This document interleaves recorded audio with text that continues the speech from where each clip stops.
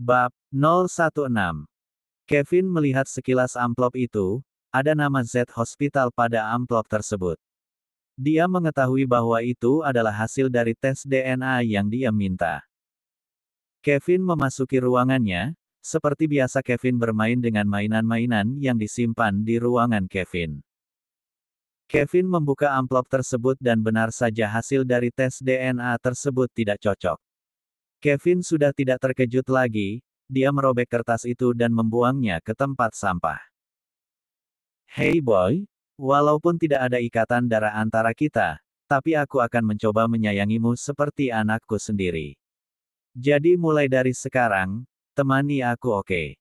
Kevin hanya tertawa senang. Entah dia mengerti atau tidak, yang jelas Kevin terlihat senang. Bagus boy, Kevin memeluk tubuh kecil itu.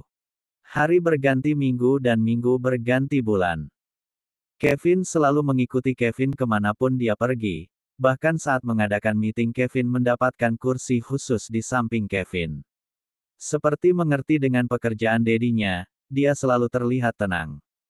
Hari ini polisi memutuskan bahwa Vira tidak bersalah, tidak ada bukti apapun yang menunjukkan Vira bersalah. Namun berbeda dengan Franz, dia dihukumi penjara seumur hidup. Vira mendatangi Kevin di kantornya namun sekretaris Kevin tidak mengizinkannya atas perintah dari Kevin. Akhirnya dia memutuskan untuk kembali ke rumah Kevin. Dia berharap bisa meminta maaf kepada Kevin dan membujuknya kembali. Vira menunggu kedatangan Kevin di dekat gerbang utama karena security tidak mengizinkannya untuk masuk. Vira terus menunggu bahkan hingga malam tiba. Dari kejauhan nampak sebuah mobil mewah yang memasuki area perumahan mewah tersebut. Vira yakin itu adalah Kevin. Dia langsung bergegas berdiri di depan gerbang rumahnya. Security sudah mencoba menyingkirkan Vira namun dia berontak. Kevin yang melihat kejadian itu segera turun dari mobil. Apa yang kamu lakukan? Bukankah seharusnya kamu membusuk di penjara bersama laki-laki itu? Sayang aku tidak bersalah. Mereka tidak menemukan bukti apapun. Segera pergi dari tempat ini. Jangan pernah menampakkan dirimu di hadapanku lagi. Atau aku benar-benar mengirimmu ke pengasingan. Tidak sayang, aku mohon. Demi anak kita, Kevin. Berani-beraninya kamu berkata dia anak kita. Semua sudah jelas kalau dia anakmu dengan laki-laki brengsek itu. Aku minta maaf sayang, Vira bersimpuh di hadapan Kevin. Namun security segera menyingkirkan Vira. Kevin memasuki rumah dengan keadaan sangat kesal. Bagaimana mungkin dia bisa lolos dari penjara? Apa benar dia tidak terlibat dalam kejahatan itu?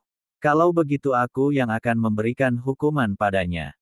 Kevin menelpon seseorang. Lakukan rencana awal. Daddy. Tiba-tiba Kevin disadarkan oleh suara Kevin yang terbangun dari tidurnya. Kenapa? Kevin menghampiri Kevin. Aku mau makan, Kevin memanggil salah satu art untuk menyuapi Kevin. Melihat Kevin makan dengan lahap membuat Kevin berpikir. Apa aku harus memberikan anak ini pada Vira? Tapi bagaimana nasibnya nanti? Dia akan ikut diasingkan. Kevin kembali menatap Kevin, kalau aku mengembalikan Kevin, orang-orang akan tahu kalau dia bukan anakku dan itu akan merusak reputasi perusahaan juga reputasiku. Kevin kembali menuju ruangan kerjanya, dia menelpon seseorang, buatkan surat keterangan bahwa Kevin anakku dan hak asuh jatuh ke tanganku. Kevin tersenyum, aku membencimu karena kamu anak Vira dan batch asteriskan itu. Tapi karena semua sudah selesai, maka kita akan mengulang semuanya dari awal. Kevin tertidur bersama Kevin di kamar Kevin. Saat pagi hari Kevin membangunkan Kevin, Dedi Anun Dedi. Kevin membuka matanya saat Kevin sudah berada di atas perutnya. Pagi boy, kau sudah bangun. Sudah Dedi, ayo main, Kevin menarik tangan Kevin. Dengan terpaksa Kevin membuka matanya dan mengikuti kemauan Kevin.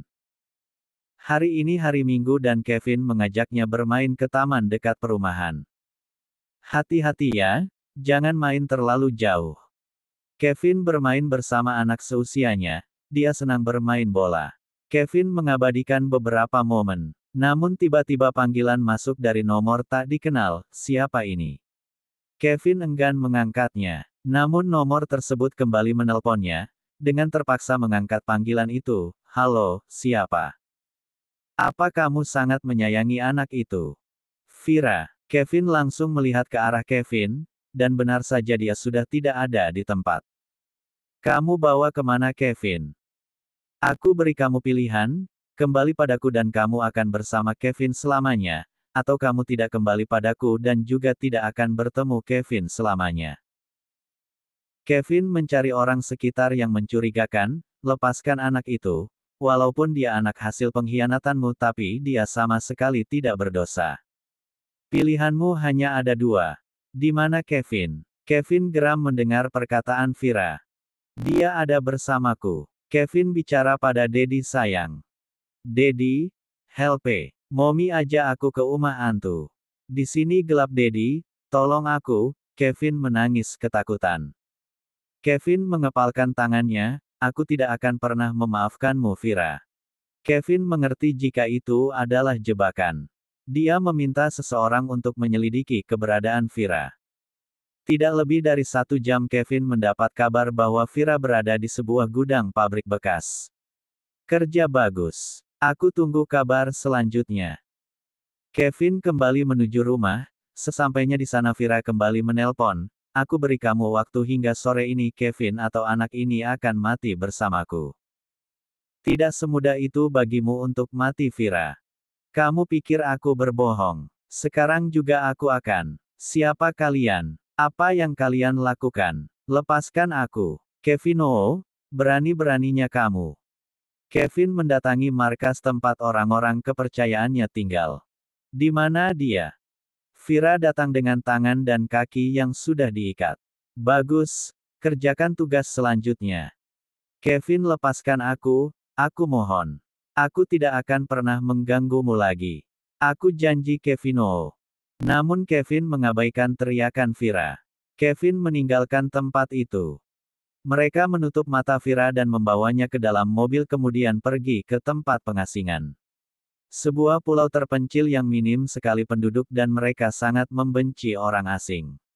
Tidak ada yang bertahan hidup di tempat itu selain warga asli. Dedi. Kevin memeluk Kevin. Maafkan Dedi Boy karena lalai menjagamu. Aku janji mulai saat ini tidak akan ada yang mengganggumu lagi. Momi Ahad Dedi, dia bawa Kevin ke rumah antu. Dia tidak akan berani kembali. Kevin menggendong tubuh Kevin. Esok hari Kevin mendapat kabar bahwa Vira sudah berada di tempat pengasingan. Kevin memulai hari-harinya sebagai single parent. Walaupun dia bukan anak kandungnya tapi Kevin sangat menyayangi Kevin. Kevin kembali menjadi anak yang ceria. Kabar Vira diantar ke pengasingan terdengar oleh Viana dan Kendra. Aku kasihan pada Kevin yang harus mengalami hal seperti ini di usianya yang sangat dini. Tapi dia baik-baik saja sayang, bahkan klienku bilang kalau Kevin selalu membawanya kemanapun dia pergi. Benarkah? Syukurlah. Semoga Kak Kevin bisa mengambil hikmah dari kejadian ini. Iya sayang semoga saja. Pagi hari Viana mengalami mual hingga muntah-muntah. Bie, sepertinya aku masuk angin. Kenapa yang? Perutku terasa mual, bahkan sangat pusing Bie, Viana tampak sangat pucat. Kita ke dokter ya sayang. Tidak Bie. Aku malu ke dokter hanya karena masuk angin. Tapi wajahmu sangat pucat sayang. Tapi aku tidak apa-apa Bie. Hanya saja rasanya aku ingin makan rujak mangga. Rujak mangga. Kamu mau rujak mangga? Viana menganggukkan kepalanya. Mereka sama terdiam dan berpikir. Sayang. Iya Bie. Nampak wajah senang pada mereka. Jangan-jangan. Mereka pun berpelukan dengan sangat bahagia. Viana dan Kendra memutuskan untuk mendatangi dokter keluarga Leonard. Dia mengalami mual muntah. Bahkan dia terlihat pucat dan lemas. Dia juga kurang nafsu makan, dia hanya ingin makan rujak. Aku yakin kalau dia. Kendra tidak menghentikan pembicaraan sebelum dokter menstopnya. Hamil, dokter tersenyum kepada Viana dan Kendra. Apa? Jadi dia beneran hamil lagi. Istriku hamil. Kendra menatap dokter untuk memastikan. Ya, selamat Tuan. Anda akan menjadi dedi kembali. Saya Aang, kamu hamil. Kendra menatap Fiana. Iya Bie, aku hamil. Kita akan mempunyai anak kembali dan kelak akan menjadi kakak. Kendra langsung memeluk tubuh Fiana. Terima kasih sayang, terima kasih, Fiana menganggukkan kepalanya membalas pelukan Kendra. Sepertinya Anda harus menebus resep untuk mengurangi mual muntah istri Anda Tuan. Saya tidak membawa obat untuk ibu hamil. Baik aku akan menebusnya sekarang juga. Tanpa pikir panjang Kendra meninggalkan mereka, Bie. Bie. Namun Kendra tidak mendengar dan bergegas menuju apotek terdekat. Aku mau menebus obat untuk istriku. Maaf Tuan, boleh saya minta resepnya? Resep. Tapi aku tidak punya resep, aku cuma minta obat untuk ibu hamil supaya tidak mual muntah. Maaf Tuan, tapi kami tidak bisa memberikan obat tersebut tanpa resep. Baik tunggu sebentar aku akan menelpon istriku sebentar untuk memotongkan resepnya. Kendra merogoh saku celananya, kemudian pergi menuju mobilnya. Alan, kenapa ponselku ketinggalan? Dan kenapa dokter itu tidak memberi resep tadi? Kendra mengingat kejadian tadi, dia ingat jika dokter memintanya untuk menebus resep kemudian dia langsung bergegas pergi tanpa menunggu dokter menuliskan resepnya. Kenapa aku jadi bodoh begini? Aku begitu bahagia karena akan mempunyai anak lagi, Kendra pun tertawa dan melajukan mobilnya kembali. Sesampainya di lobi apartemen, Kendra bergegas menaiki lift dan memasuki apartemen miliknya. Di sana nampak Fiana yang menertawakan Kendra. Hahaha kenapa kamu pergi terburu-buru Bie? Aku sudah memanggilmu beberapa kali tapi kamu langsung pergi begitu saja. Bahkan kamu meninggalkan ponselmu, Fiana menunjuk ponsel Kendra di atas meja. Aku begitu bahagia sayang karena akan mempunyai anak lagi. Jadi aku pergi terburu-buru. Hahaha Bie, kamu ini resepnya. Sekarang kamu bisa mengambil obatnya. Aku suruh Pak Tio aja ya, Pak Tio adalah supir Kendra dan Fiana. Loh, padahal tadi kamu semangat banget loh Bie. Aku malu yang, tadi apoteker itu meminta resep obat tapi aku tidak membawanya. Haha kamu lucu banget sih, udah mau nambah anak juga. Baiklah berikan resep ini ke Pak Tio. Sekalian titip mangga muda ya Bie. Maafkan aku ya sayang. Tidak apa-apa Bie, Fiana memeluk tubuh Kendra dan Kendra membalas pelukan Fiana. Berita perceraian Kevin sudah menyebar ke berbagai kalangan. Mulai dari perusahaan kawan hingga perusahaan lawan. Tidak sedikit anak dari direktur perusahaan menunjukkan ketertarikannya namun Kevin masih enggan untuk membuka kembali hatinya. Dia hanya fokus kepada perusahaan dan Kevin. Tidak ada yang lain dalam kehidupan Kevin selain bekerja dan bekerja. Bahkan Kevin pun lebih banyak menghabiskan waktu di kantor. Karena cukup kewalahan akhirnya Kevin berniat untuk mencari seorang pengasuh. Bukan pengasuh dari panti ataupun dari yayasan. Tapi dia memerintahkan sekretarisnya untuk mencarikan orang yang bisa dipercaya dan bisa cocok dengan Kevin. Bianca sekretaris Kevin sudah geleng-geleng kepala. Bagaimana mungkin dia bisa menemukan orang seperti itu?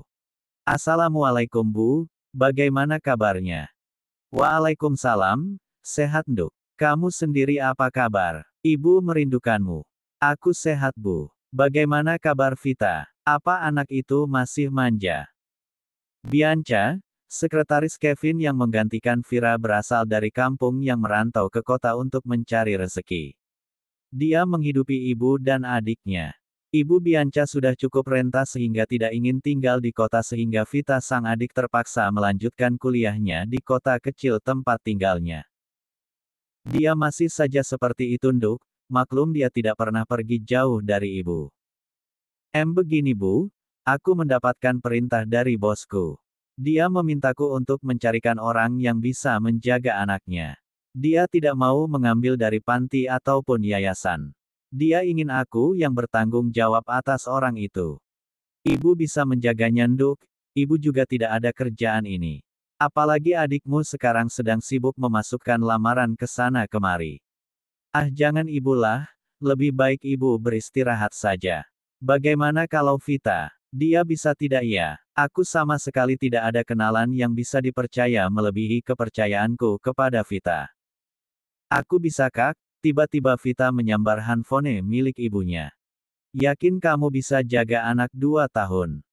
Gampang lah kak, serahin aja sama aku. Aku ragu sih. Percaya deh kak, aku gak bakal malu-maluin kakak. Oke baiklah, aku akan bilang pada bosku besok. Vita yang berkuliah jurusan psikolog, paling tidak dia memiliki bekal mengenai psikologi anak. Esok hari seperti biasa Bianca datang pagi hari. Dia datang sebelum bosnya datang. Bahkan tak jarang dia membantu Kevin dalam mempersiapkan perlengkapan Kevin di kantor. Kevin datang menggendong Kevin, "Selamat pagi Tuan. Biarkan saya membantu." Bianca mengambil Kevin dan meletakkannya di area bermainnya. Ya, di ruangan Kevin kini ada tempat khusus bermain Kevin. Segala perlengkapan Kevin ada di ruangannya. Bagaimana? Apa kamu sudah menemukan orang yang tepat? Sudah Tuan, saya meminta adik saya untuk menjaga Tuan Kevin. Adik, berapa usianya? Atas dasar apa kamu percaya bahwa dia bisa menjaga anakku? Dia berumur 22 tahun Tuan, dia baru lulus kuliah jurusan psikolog. Jadi saya rasa dia akan bisa menjaga putra Anda. Bianca menunggu persetujuan Kevin. Baiklah, suruh dia menemuiku. Aku akan memutuskan setelah bertemu dengannya. Baik Tuan, terima kasih sebelumnya. Bianca menundukkan kepalanya. Kapan dia bisa kemari? Besok pagi Tuan, adik saya saat ini tinggal di desa. Jadi membutuhkan waktu sekitar 6 jam untuk sampai kemari. Baik, apa agendaku hari ini? Bianca membacakan agenda Kevin hari ini. Siapkan semuanya. Baik Tuan, permisi. Bianca meninggalkan ruangan Kevin, dia menyempatkan diri untuk menghubungi Vita adiknya. Cepat berangkat sekarang juga. Tapi ibu tidak ingin ikut denganku. Aku tidak mau meninggalkan ibu. Vita terisak saat menceritakan ibunya yang ingin tinggal sendiri. Dasar anak kecil. Aku akan menelpon ibu, lebih baik kamu segera bersiap-siap dulu. Bianca pun menutup telepon dan menelpon ibunya. Bianca membujuk ibunya untuk ikut ke kota. Dengan berbagai cara akhirnya ibu menyetujui permintaan Bianca. Terima kasih Bu, aku akan pesankan travel untuk kalian kemari. Nanti kabari aku jika travelnya sudah datang menjemput kalian. Bianca merasa lega karena akhirnya ibu mau diajak ke kota untuk tinggal bersamanya. Sore hari travel baru datang menjemput Vita dan ibunya. Kami sudah di travel kak. Baguslah, hati-hati ya. Hari ini pekerjaan Bianca cukup padat. Rencananya bulan depan perusahaan akan buka anak cabang. Banyak proposal yang harus Bianca siapkan, hampir semua karyawan bekerja lembur hari ini. Kevin memanggil Bianca ke ruangannya. Apa adikmu sudah sampai? Jika sudah lebih baik dia segera kemari. Maaf Tuan, tapi mereka masih dalam perjalanan. Travel yang menjemputnya terlambat. Mungkin akan sampai 2 jam lagi. Biang menundukkan kepalanya. Seharusnya kamu bicara padaku. Aku bisa menjemput mereka menggunakan pesawat. Bianca terkejut, maaf Tuan, tapi di desa kami tidak ada tempat untuk pesawat landas. Kenapa kamu tinggal di tempat terpencil begitu? Aku heran kenapa orang-orang betah berada di tempat seperti itu. Bianca menundukkan kepalanya tanpa menjawab. Kembali bekerja. Baik, permisi Tuan. Sesampainya di meja kerja Bianca bergumam, Hufet malah aku bingung kenapa orang kaya lebih menyukai kota. Padahal di desa kita bisa relaks saat melihat pemandangan yang sangat asri. Berbeda dengan kota yang padat bahkan udara bersih pun sangat susah. Sepertinya Anda harus mencoba mendatangi desa Tuan. Bianca melanjutkan pekerjaannya. Jam menunjukkan pukul 10 malam. Bianca baru bangun dari kursinya dan meregangkan otot-ototnya. Lelah sekali hari ini. Kevin keluar dengan menggendong Kevin di pundaknya. Minta adikmu untuk kemari besok, sepertinya aku tidak bisa menunggu lebih lama lagi. Baik Tuan. Kevin memasuki lift dan pergi meninggalkan gedung tinggi nan luas itu. Sesampainya di rumah, Bianca merebahkan badannya dan mengecek ponsel. Belum ada kabar dari Vita.